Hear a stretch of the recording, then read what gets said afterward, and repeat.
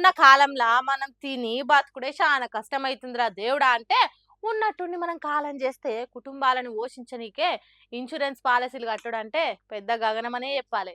Hago గసొంటోలకే ప్రభుత్వ రంగ దిగ్గజం మన స్టేట్ బ్యాంక్ ఆఫ్ ఇండియా గదేనులా ఎస్బీఐ ఉంది కదా.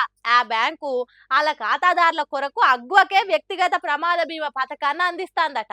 అంటే ఇన్సూరెన్స్ పాలసీలు ఇస్తదట. ఏడాదికి 2000 తోటి 40 లక్షల ప్రమాద బీమా కవరేజ్ అంటే రోజుకు ఉత్త రూ. 6 కన్నా తక్కువ ఖర్చు అన్నట్టు.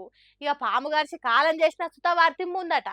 ఎస్బీఐ జనరల్ ఇన్సూరెన్స్ తోటి కలిసి ఎస్బీఐ ఈ స్పెషల్ గా పర్సనల్ యాక్సిడెంట్ ఇన్సూరెన్స్ పాలసీని కూడా అందిస్తాందట. ఇక ఈ పథకంలో చేరిక కావాలంటే ఖాతాదారులు ఏడాదికి 2000 ప్రీమియం కట్టాల్సి ఉంటది అన్నట్టు. దీన్ని రోజు లెక్క పెడితేనేమో రూ. 5.48 మాత్రం అవుతుంది. ఈ పాలసీ తోటి మనం అనుకోకుండా అయ్యే ప్రమాదాల నుంచి కుటుంబానికి ఆర్థిక భద్రత లభిస్తుందట. ఏదో మీద మీద కవరేజ్ అయ్యే పాలసీ కాదు ఇది. ఈ బీమా పథకం చాలా పెద్ద మొత్తంలో అంతటుందట.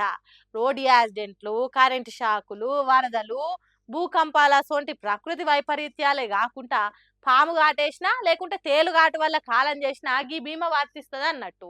ప్రమాదంలో పాలసీదారుడు చచ్చిపోతే నామినీకి 40 లక్షల మొత్తాన్ని సీదాల బ్యాంక్ ఖాతాలనే జమ చేస్తారట. ఇంకా ఆలస్యం ఎందుకులా, ఈ పథకంలో చేరాలనుకునేటోళ్ళు మీ దగ్గర ఉన్న బ్యాంకు శాఖకు పోయి కలిసి మీ సేవింగ్స్ ఖాతాకెంచి ఎప్పుడు ప్రీమియం ఆటోమేటిక్గా డెబిట్ అదే కట్ అయ్యేందుకు అనుమతిస్తే సరిపోతుంది అన్నట్టు. అట్లనే ఇంకో ముచ్చటుందులో ఎస్బీఐ మాత్రమే కాకుండా ఐసిఐసిఐ, హెచ్డిఎఫ్సి, యాక్సిస్ అసొంటి వేరే ప్రైవేట్ బ్యాంకులు కూడా ఇట్లా ఇసోంటి ప్రమాద బీమా పాలసీలు అలా కస్టమర్లకు అందిస్తున్నాయట. ఇక తక్కువ ఖర్చుతోటే కుటుంబానికి ఆర్థిక భరోసా కల్పించాలి కాబట్టి ఇసొంటి పథకాల మీద అవగాహన పెంచుకున్నాడు చాలా అవసరం ఉంది. అర్థమైంది కదా. ఇక వెంటనే మీరు కూడా పోయి షురూ చేయండి.